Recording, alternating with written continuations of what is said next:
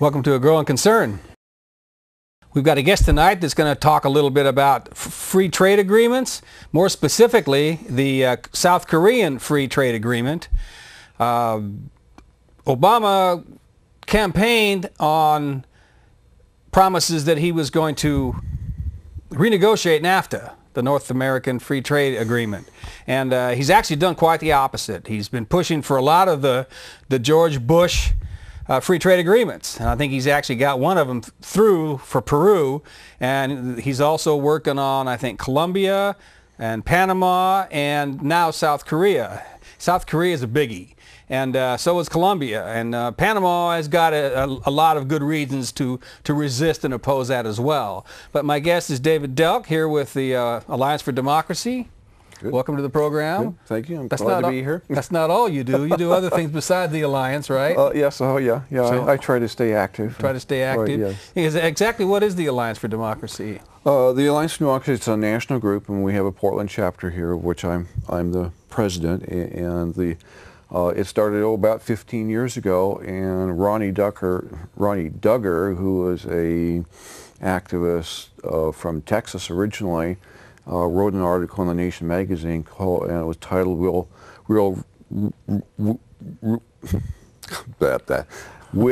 Real Populists Please Stand Up?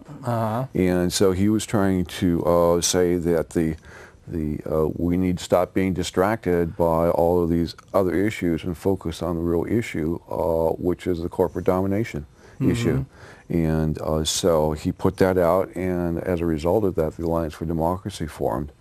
And after forming, I heard about it on listening to KBOO radio one day, and pretty soon I was involved, and then leading the band. Yeah, and then there I was, and here I am, right. And so, well, I know that you work a lot with free trade agreements, but you're also one of your major interests is democracy in general. Right. Yes. Right. And we have in light of the Citizens United case that the Supreme Court said earlier this year that corporations are free to give almost with no limitations money directly out of their treasuries to political campaigns. From any country. And well, there's still bars on it from other countries, but they've loosened so much now because there's so little way of tracking it that essentially you might as well just say anywhere in the world can give money. But anyway, so that has engendered a movement to amend the Constitution and amend it for both to make clear that corporations do not have free speech rights, that we have those rights, but then also a move to get the rest of our corporate personhood away from corporations back to the citizens so that it's clear that we're in charge and that we are not ruled by corporations, that they are our servants. And on that scale of responsibilities, they have responsibilities and obligations to us, and we have the rights.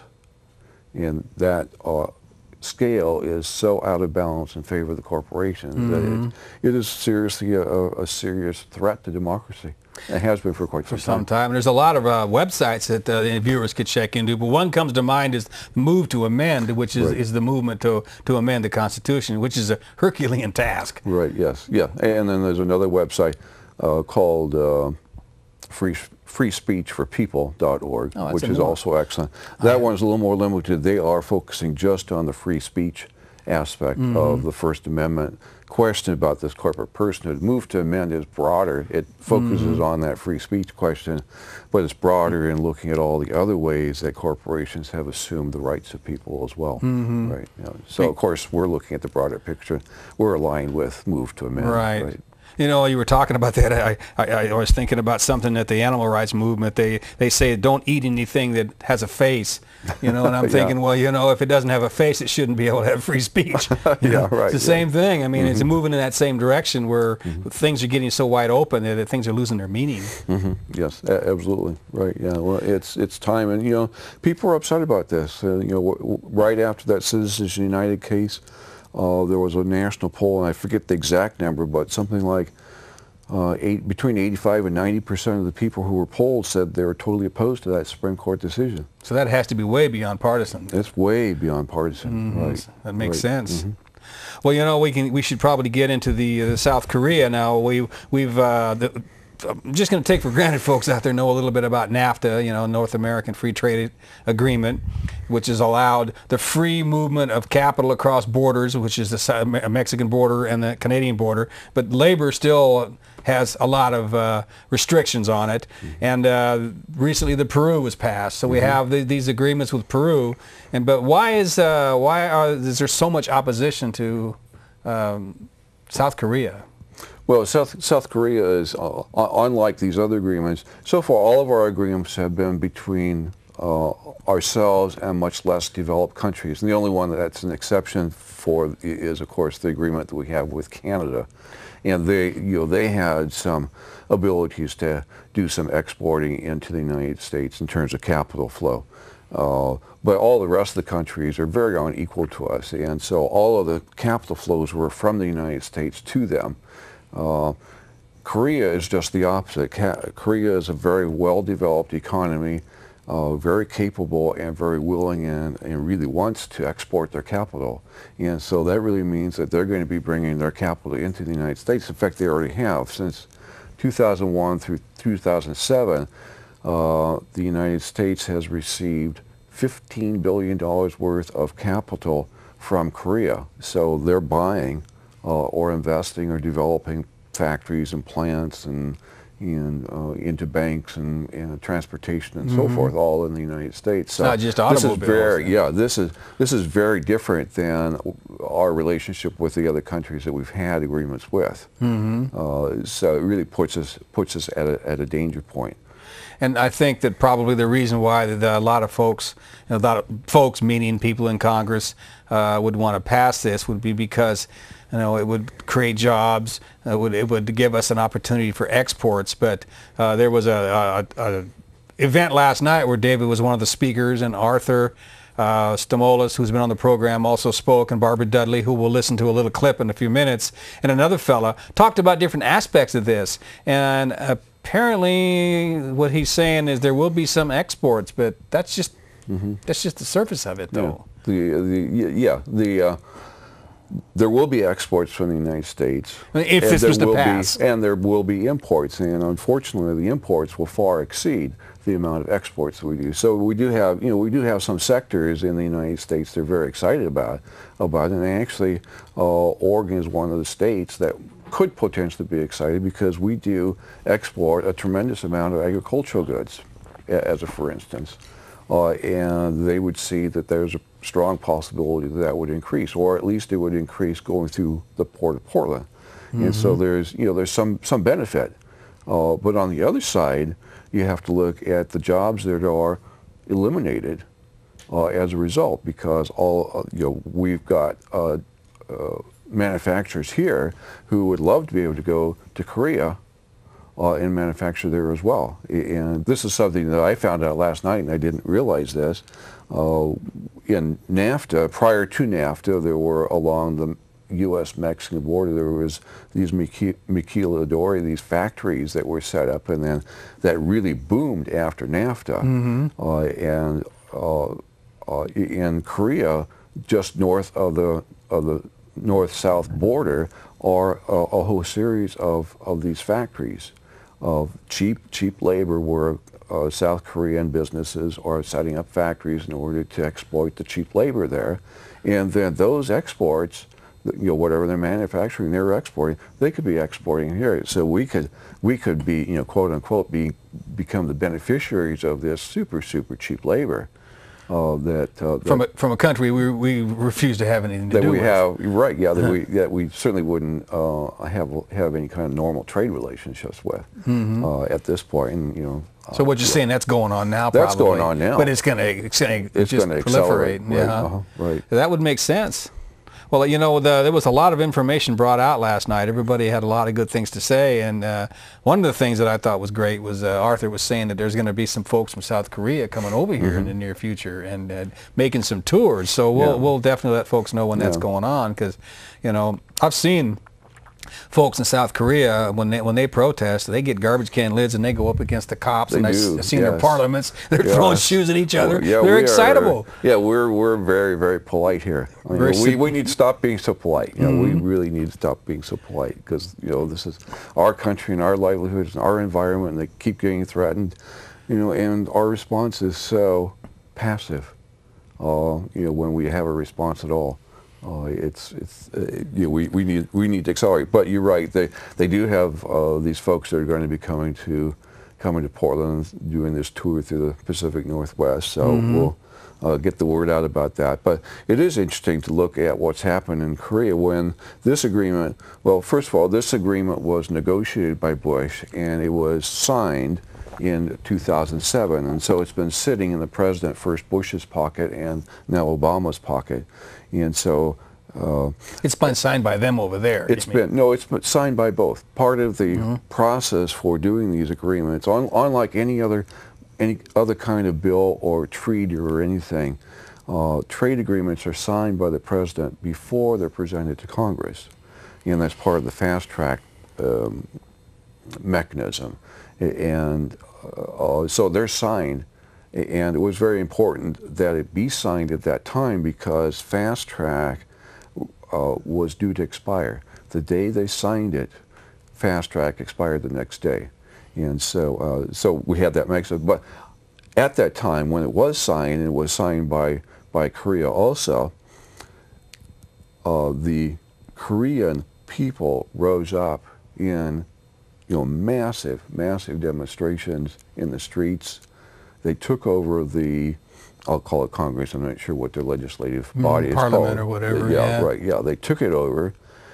They almost, actually the members of the Korean cabinet all tendered their resignations. Really? Yeah, it was very, this is totally outside of our experience, and of course we hear nothing about this. No, right. Almost nothing about this. But in other parts of the world, people know how to react and say no. Right. Right. Well, isn't that the truth? Yeah. So, but before we get on to what Barbara's going to talk a little bit. Barbara Dudley will be talking a little bit. You mentioned capital and all that. She's going to be talking about the whole financial aspect of what's going on, and she's just, to me, it was just incredible what she was saying. But we talked about NAFTA, and there's the I don't know the exact terminology, but a corporation can sue a country through NAFTA and the World Trade Organization, and that has happened. You mentioned three of these last night, and I think that the story about El Salvador was just really earth-shaking to me. What happened with that? What did they do, and why were they sued? Yeah, the process is these agreements have clauses in them called investor protection clauses, and what happens with these is that it allows an investor in a foreign country to sue if that country passes a law or some kind of regulation which the corporation says that it has impeded their ability to make a profit. And so it could be something simple, it could be something dramatic. An environmental law or a labor law or something. Right, or a banking law would be another one. Healthcare. I mean, it really is the whole gamut of possibilities. It might be something having to do with education. At any rate, the case of El Salvador, there was a Canadian company called the Pacific Rim Mining Corporation that wanted to develop a gold mine in El Salvador, and this was one of 29 mines that were projected to be dug and sited in El Salvador. And naturally, the El Salvadorian people got kind of upset about this, and there was a great debate, and the Catholic Church got involved, and all the political parties, and all the political parties, including all the conservative ones and the liberal ones, were all pretty much unified that they were opposed to these mines. And they must have been a signatory to the NAFTA then. No, they weren't. They weren't. No. No.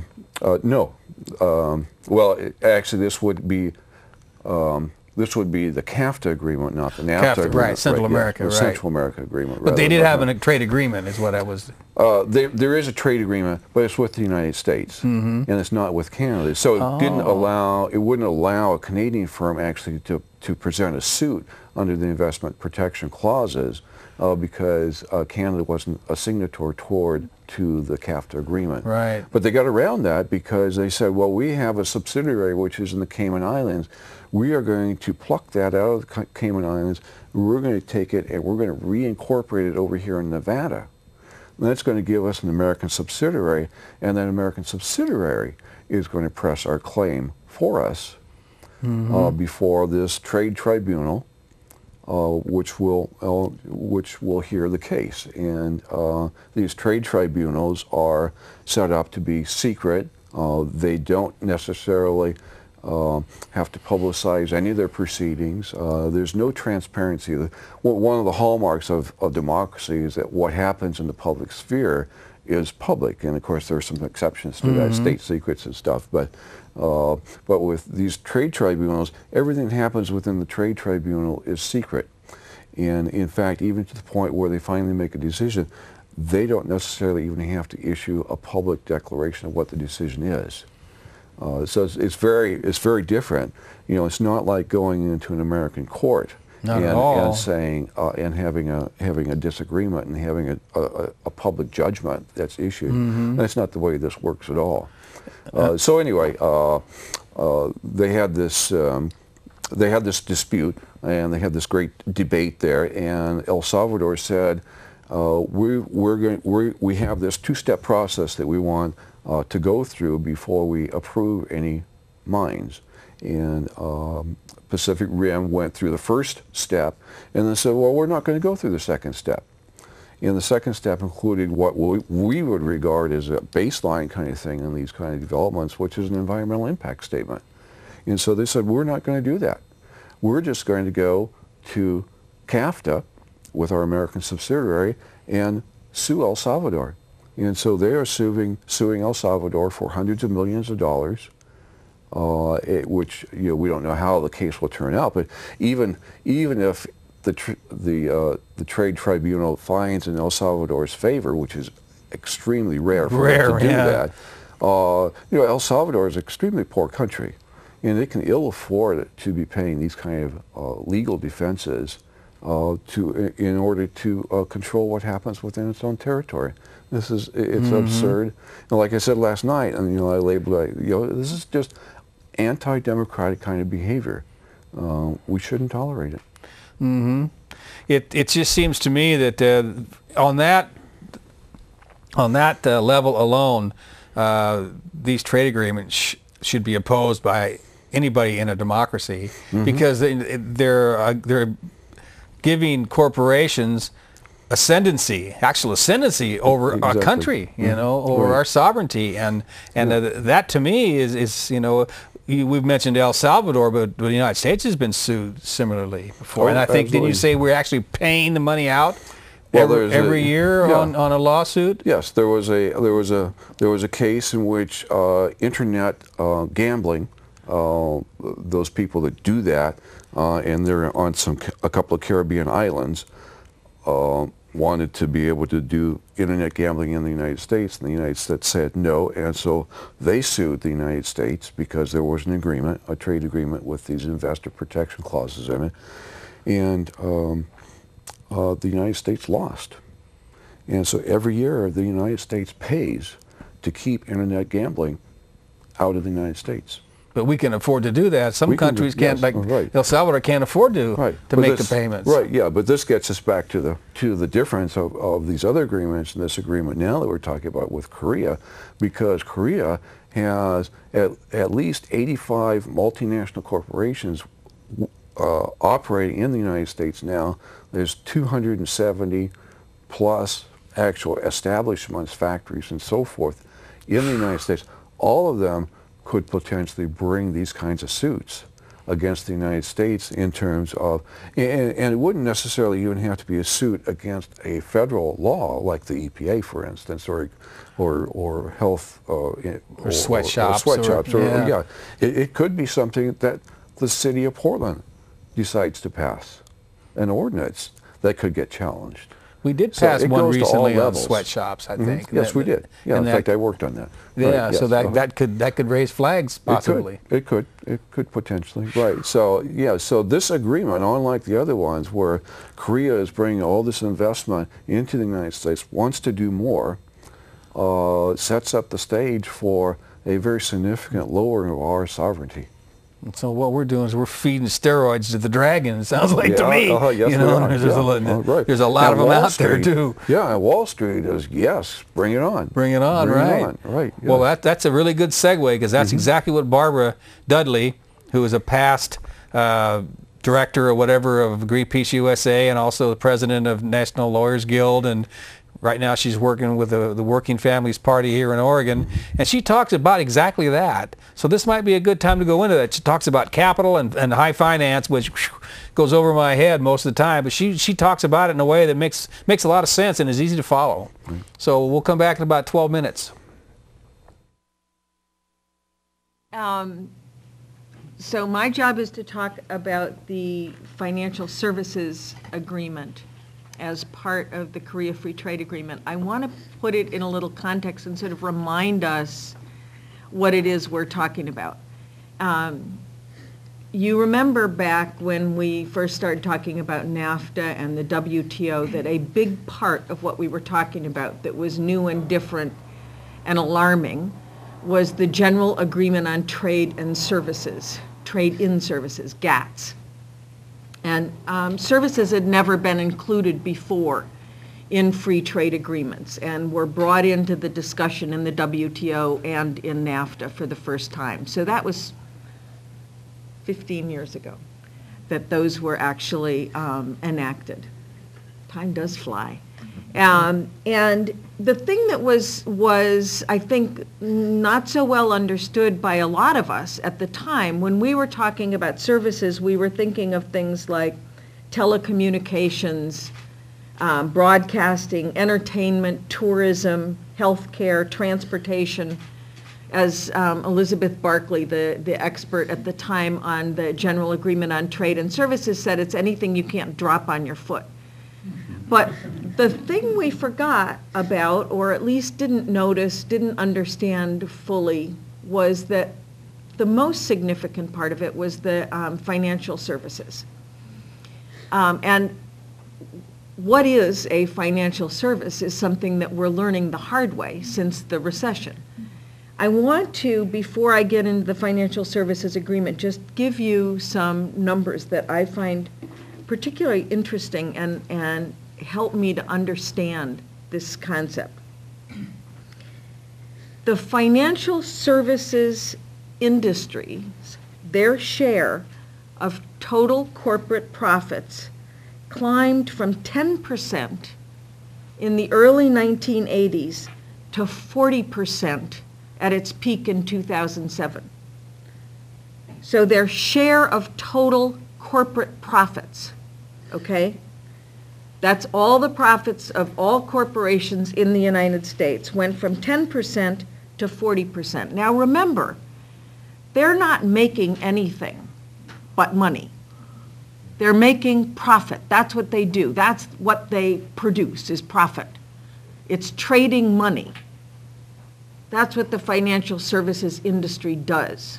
So trading hot air rose to 40% of the corporate profits in this country.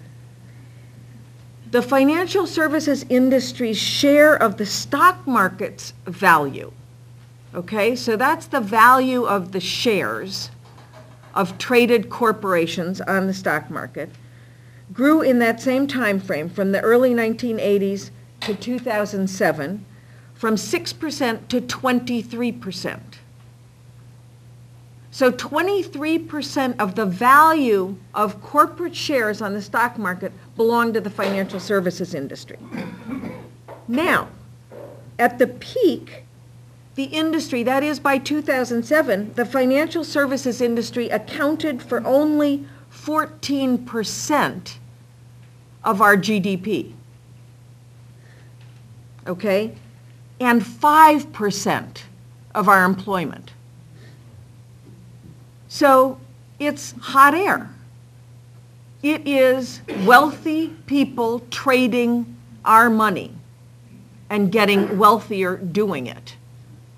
That's what the financial services industry is. We give them our money, they play with it and make more, and we make less. And they create no jobs, they create no real wealth. Just saying.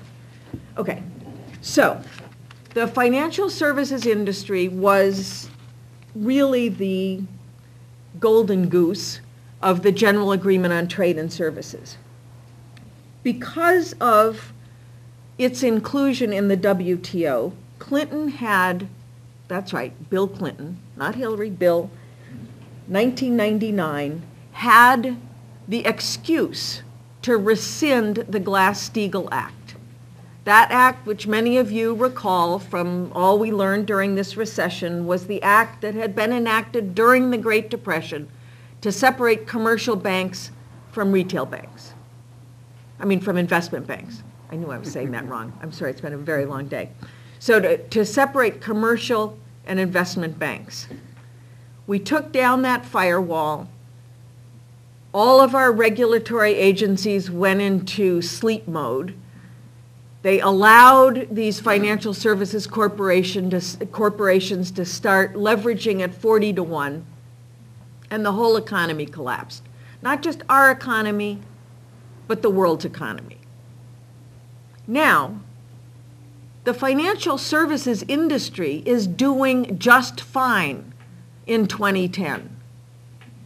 The profits are back up. Their share of the stock market is back up. They are not hurting. We have to keep remembering that. This recession that working people are still suffering from, suffering more as the months go by, is not being felt on Wall Street. So who wants the Korea Free Trade Agreement? Wall Street. Why do they want it? They want it because it will prevent the Obama administration with mavericks like Elizabeth Warren from doing any serious regulation of the financial services industry, because they will have the excuse of the free trade agreement. And it will bring over the investor rights conversation that David was having, will come over into the financial services industry.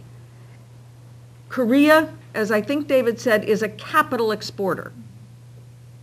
Our economy, I have started using this phrase more and more regularly now. You've all heard about the emerging economies, right? Brazil, India, China. Our economy is a submerging economy. Our economy has exported all of its manufacturing jobs. It has exported many of its service sector jobs, and it has exported its capital. And now we are entering in for the first time into a free trade agreement with a country that is going to clean our clock in terms of the financial services industry. This is just a precursor from what's going to happen, because who is it?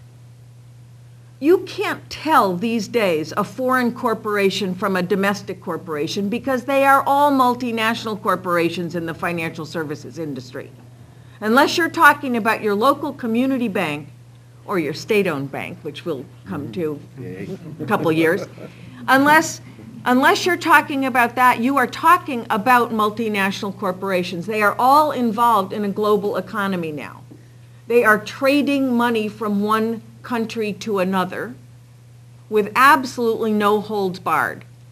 And the Korea Free Trade Agreement is a way for them to be sure that there will be no regulations of too big to fail, because the Korea Free Trade Agreement prohibits limitations imposed on the size of banks, on the size of insurance companies, on the size of hedge funds, and any other financial services providers.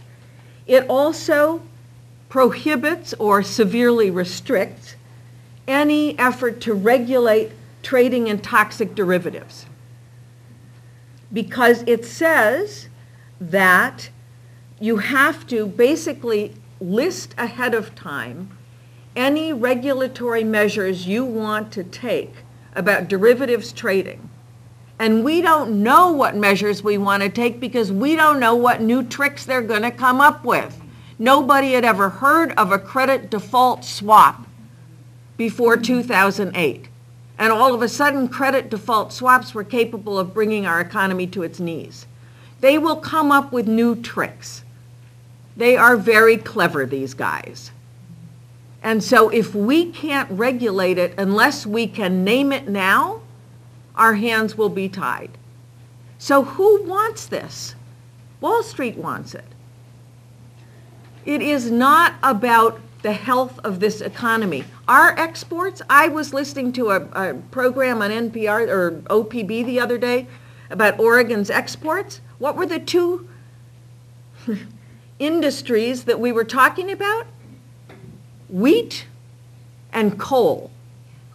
Those are third world countries that export their natural resources and their ag products. We have accepted our position as a third world country. And entering this agreement seals our fate in that regard. It is something that is being sold to the American people as sort of, oh, isn't it great? We're going to be exporting to Korea. Excuse me?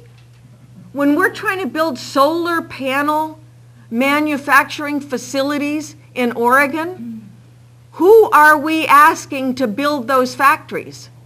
The Koreans. Let us not kid ourselves. This is no longer an economy of the people, by the people, and for the people. We are being sold down the river. The last thing I want to say about the financial services agreement is that essentially what it will do will be to, there are this list says 11. I think there are actually more than that. Korean financial firms now established in the United States. They will have U.S. subsidiaries. The U.S. financial firms will all have Korean subsidiaries. Those things can be set up overnight.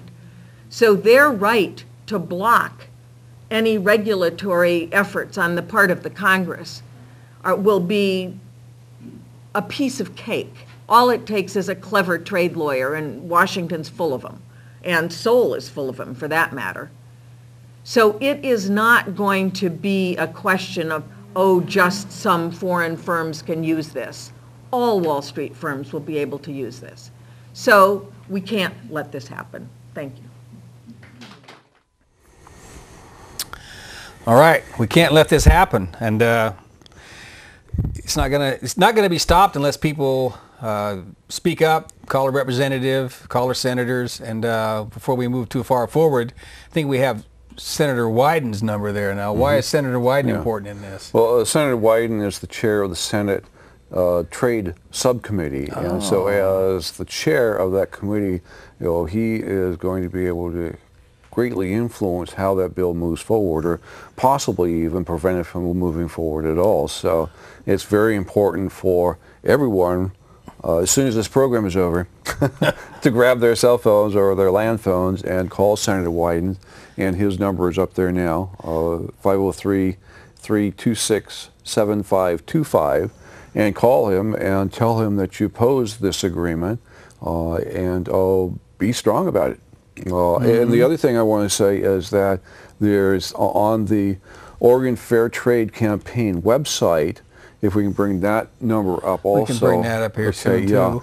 There is a lot of materials, and you just click on resources, and I actually brought 4 of them.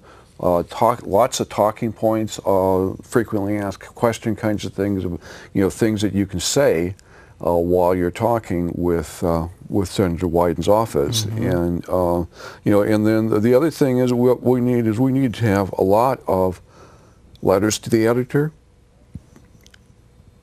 call in talk shows.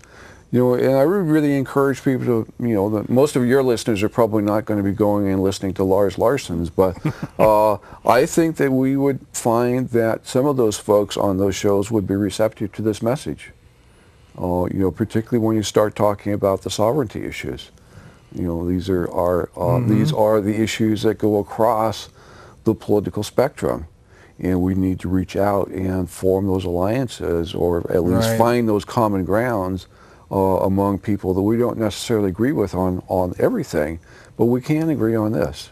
It's interesting because, like you say, even though the right are all for corporations, getting bigger and making lots of money because they're all into profit, they're all into that whole game, but at the same time, not to the exclusion of our sovereignty. No, there are conflicts within them, and you both individually and mentally, and then across the groups. That and a perfect example of this is the current campaign about the liquid financial gas plants, and you got these liberal Portland environmentalists and these rural landowners who normally wouldn't see eye to eye on things, who came together, and saw their common ground. And these kind of alliances are what we need to be able to They're really form powerful. in order to move forward on these issues. And that's an important thing to stop, because I don't know, folks, if maybe if you tuned in later, whatever, you haven't heard the whole conversation. What we're talking about is corporations having their way with a sovereign country, in this case us. Corporations have taken to task other countries, El Salvador, we've talked about that, and then there's been other countries as well, that they can take them to the WTO, the World Trade Organization, and get judgments against them that they either have to get broke, or they have to stop doing whatever it was that they were being sued about. Right. And don't kid yourself. There's not a question of whether corporations are going to run this country someday. They already are. I mean, with this decision you just mentioned a while ago, with the unending campaign cash, that this South Korea trade agreement will facilitate them being able to get more money into our campaigns. Doesn't that seem like that follows? Yes, that definitely follows. Yeah, right. Because every one of these agreements empowers corporations to act, and to act against us, and to act against and to trample on our ability and our government's ability to act on our behalf. And if democracy works at the local level, we want to try and empower democracy. But when these trade agreements empower to higher and higher levels, so multinational corporations are about as high as you go. And when they become powerful, they don't speak for us.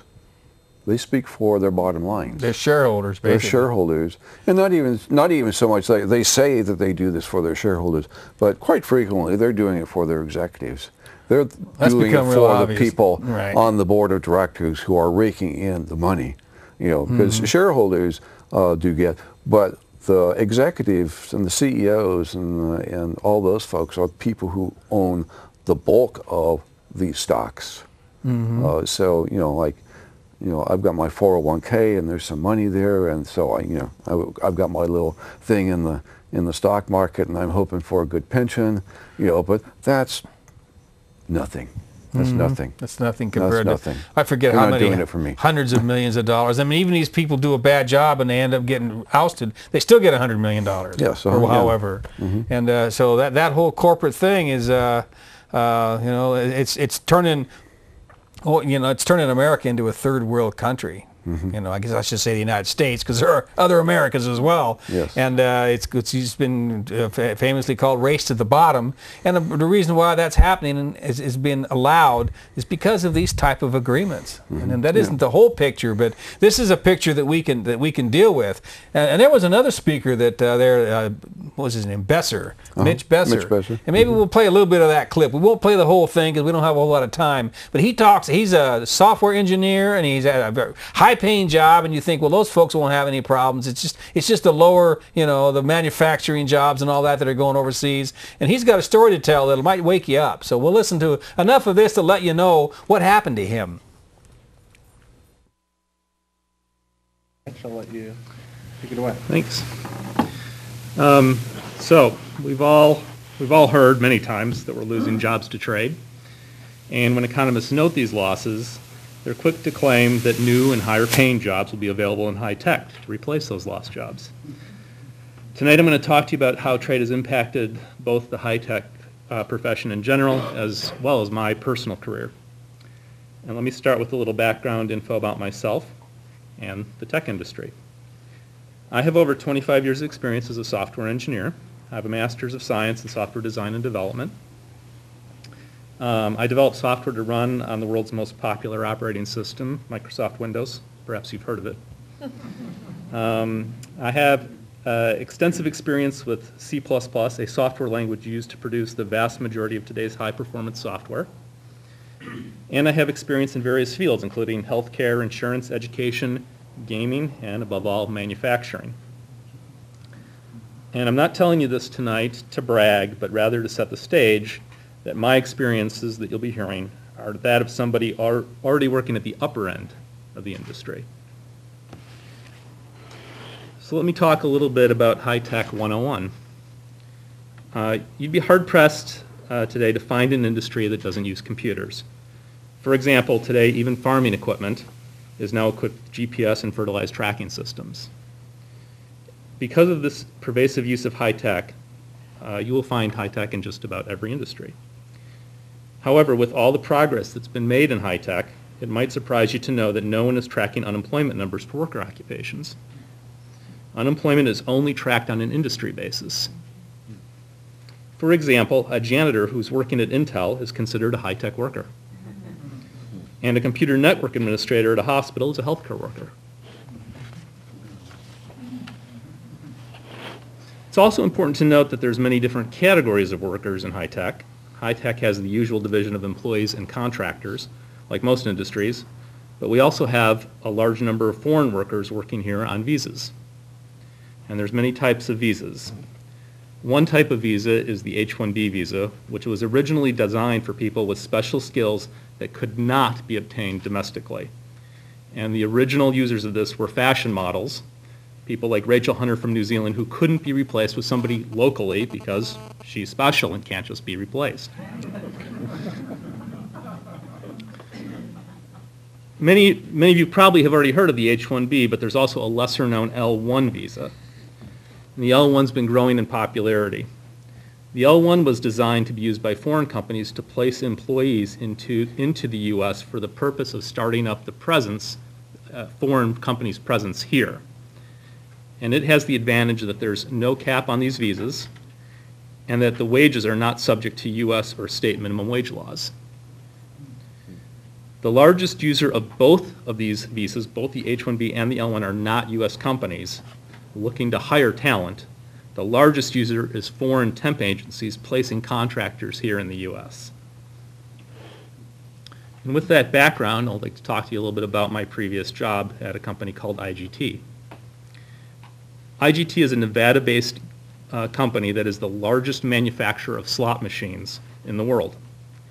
IGT purchased a company called Acres Gaming, based in Corvallis, Oregon, in order to acquire what was known as their bonus pool technology. A slot machine bonus pool is a way for large jackpots in a casino to accumulate across a network of slot machines. I started at IGT in August of 2008, and I was earning a very good salary of $90K per year. After being unemployed for 3 out of the previous 6 years, a $90,000 per year job was not something I could just pass up. However, to do so, I had to move away from my family, my friends, and my home. After 4 months on this job, in December of 2008, IGT announced it was opening a new office in Beijing, China. We were told this was done because IGT couldn't find qualified people in the U.S., and that's a quote, despite the fact that we were in the midst of the largest economic downturn since the Great Depression. I was assigned a new manager to my group, and before I even spoke with him about what my current tasks were, he told me, and I'll quote, "Give every task you can to the Chinese." The company began bringing newly hired Chinese employees over in pairs for a month at a time to be trained in the U.S. Then they were sent back to China and a new pair was brought over. In addition, the more experienced IGT employees, and I was not one of them, were sent to China to train them in Beijing. The number of Chinese employees eventually grew to 2 Chinese workers for every U.S. worker we had. In December of 2009, an accidental, some question whether it was accidental, leak occurred, at IGT, and it was disclosed that they were going to be closing the Corvallis plant. At the official announcement of the closure, we asked if our jobs were being moved to China, and we were told flat out no. Jobs were not being sent overseas. This was not offshoring. It was simply a consolidation of offices. We were told that if anyone wanted to keep their job, they simply had to move to Las Vegas. When pressed, they said that they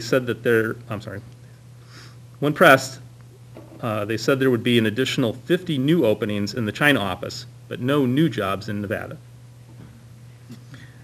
The VP then proceeded to tell us, and I don't know why he said this is good for all of us, and by that I mean it's good for you, and it's good for me, everyone here. Later, when the management saw how many people wanted to make the move to Las Vegas, they retracted their offer and said only 7 people could stay out of the 57 total Corvallis employees. And 3 of those were going to be the 3 managers at the plant. However, we did have a handful of L1 visas, which I mentioned earlier, and they were contract software programmers from India. Some of these contractors were kept, but they were sent to China, and their rate was dropped from $7 an hour to $3 an hour. In the end, we filed for trade adjustment assistance to obtain retraining money from the U.S. Department of Labor, and they agreed that our jobs were indeed offshored and that we qualified for retraining funds. But it's important to note that the cost of this retraining is being paid by taxes, and none of it is coming from IGT. So, to continue, I have to talk a little bit about trade theory. And for those who don't know these terms, you'll get to hear them. For those who do know these terms, you'll just bear with me a moment. But I'd like to talk about 2 economic terms, absolute advantage and comparative advantage. All right, he gets a little bit wonky there, but he made the point of how the situation is and how people are affected by this strategy of free trade as compared to fair trade, which is, no one's against trade here, not sitting here in this room, not anybody that's going to be out talking about that we need to get away from these free trade agreements. Trade's important, but it should be on a level playing field, not where the corporations are pulling all the strings. The people need to be at least equal, and I think a little bit more than equal, wouldn't you think? Yeah, and I guess I'll just, on that question about needing trade, we do need trade, but we need to have the minimal amount that's required. And with these trade agreements, we have gone for the maximum amount. And when we can produce something here and we don't have to bring it across the ocean, just think in terms of the change and the environmental impact. If you could bring something up from Corvallis that you could manufacture here as opposed to bringing it from Korea or Japan or Vietnam, you've got all of that transport that needs to happen, and the environmental impact is horrendous. Not to mention the wars you need to keep the petroleum. Yeah, right, yes. So it just expands and blows right out. up. So we really do need to rethink this whole thing that says we need to trade, and trade is always good. Trade is not always good. In fact, we can demonstrate that it's not. So we really need to think local about trade. How do we trade as minimally as possible. And bioregionalism, where everything is grown local as much as you can, and you trade locally. Now, we talked a little bit about give Wyden a call, and but there's a specific strategy to that they're going to try to get this up and passed. And there's some kind of strategy here. David might talk a little bit about it, how to keep pushing that forward. Yeah. Okay. So Bush had this agreement in his pocket. He knew that he could never bring it forward in the Congress and get it approved. So he kept it and then he transferred it to Obama's pocket, And of course, Obama, as you noted earlier, had campaigned on needing to look at all those trade agreements and renegotiate them so that they were much more favorable toward us and toward the environment and so forth. He was blowing in our ear there. He was, yeah, he was, yeah. Or maybe he was sincere and other things have come up. That's and possible. He's reevaluated and he's come under other people's influence. But we need to get our influence. And so the strategy right now is that Obama is going to present these to Congress, or this agreement to Congress, after the November election. He knows he doesn't dare bring it now because then it would become a campaign issue, and he doesn't want it to become a campaign issue. So between now and the first of the year, we need to bombard all of our elected officials with the clear message that we don't want this agreement. The strategy is that we need to delay its introduction to Congress as long as possible. And the idea is that if it's not introduced into Congress by, say, about April of next year, it's not going to be introduced because by that time you start getting into the presidential election series. If not sooner. Season, right? If yeah, not sooner. For 2012, but it starts happening just right after this election, and Democrats in particular do not want to have this as a campaign issue. You know, Republicans, we can expect that they would vote yes, but if it comes up for a vote, Republicans are probably not going to have enough votes to pass it by themselves, and so they're going to have some Democrats supporting it in Congress, and Democrats don't want to have that label on them. So it's really important for us to stretch that out as long as possible by pressuring now and letting our voices be heard very strong and clear. No to the Korea Free Trade Agreement. I guess that's a real good example of all politics are local. Because even though we're talking about international trade, you know, you got to get a hold of the folks that you're sending to Washington to oppose this. Right. Yeah. And remember that Clinton was the one who gave us NAFTA, and that was a Bush 1 policy, which Clinton at the time said that he was opposed to it. And then after he was elected, he introduced it, pushed it strongly, and he was able to do that with all those Republican votes and a few, not a whole lot, but of enough. Democratic Party votes. And so, you know, we could be facing the same thing. So it's very important that we delay that as much as possible. All so I'll right. just say it again. Call Senator Wyden in particular, but call all the rest of them also. We know that some of them, Peter DeFazio, always perfect on these issues about trade. He always votes no. Wu has gotten better. He used to always vote yes. He voted no on the normalization of trade with China. He voted no on the Peru trade agreement, which was the most recent one that was voted on. He has, so Blumenauer is a free trader. He has been moved to vote no. He has usually voted yes, and you know most people here in Portland are surprised to hear that, but that's true. And so he needs phone calls. Schrader, we're hopeful. We have heard that he is going to vote no. Yeah, so he's definitely listening. But those clear messages about sovereignty issues, about the effects on the environment, the effects on jobs, are all strong messages. And again, I'll say, you know, go to that website, the Oregon Fair Trade Campaign. Oregon Fair Trade Campaign is the organization. The website is the OregonFairTrade.org, and click on resources, and you've got lots of stuff there to make arguments, so that you can argue. You know, and you don't have to make a coherent argument to make a phone call. You know, you can just call and say, "I oppose it. I want you to vote no. I want you to let me know how you're going to vote."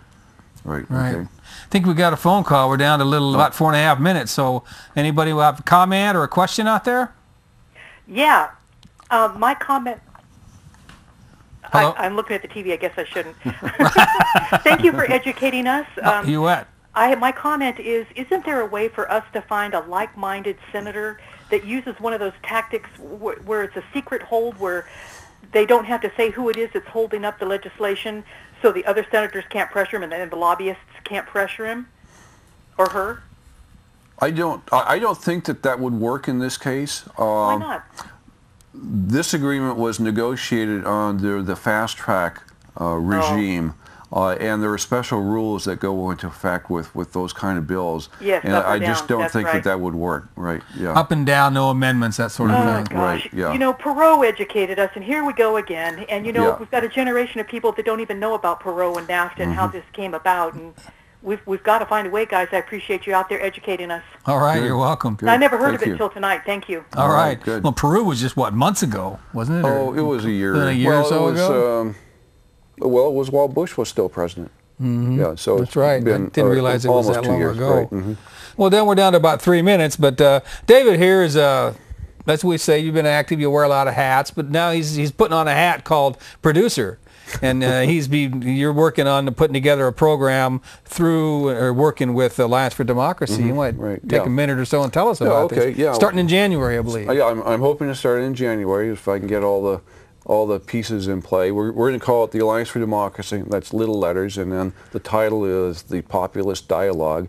And we're going back to the original message of the populists, of who the populists were in the 1880s, and they were, dirt poor farmers in Texas who rose up against the corporate monster.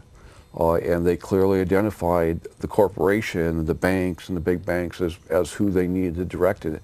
And that's what we're going to do, is we're going to take that part of the message, not the Sarah Palin part, which is the anti-immigrant and all that stuff. We're not going to deal with that part, but we're going to take that original part and we're going to focus on the corporate actor in our current politics and what we need to do to end that corporate rule. So that's what our focus is going to be. So I'm very excited about it. We're going to have, Barbara Dudley has been one of the people who we saw earlier in the clip. She has offered to be one of my guests from time to time. And all right. I've got a lineup of good people. Martin Hart Landsberg, maybe. Martin Hart Landsberg. Yeah, we have a lot of good, intelligent people around here. Right.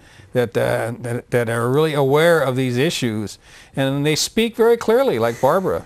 She spoke very clearly about that you can get real wonky when you're talking about finance. Yeah, one I'm real excited about is Robin Hunnell, if you know him. He was just in town, right? Well, he lives here now, and he is a professor now, actually, for the next year. He's got at least 1 year at Portland State. So he is really excellent, and when I've hosted for conversations with Dr. Don, I've had him on a couple of times. All right. Very impressive, very impressive. Well, he was just in town, and folks want to go to Portland Indie Media. That's portlandindiemedia.org.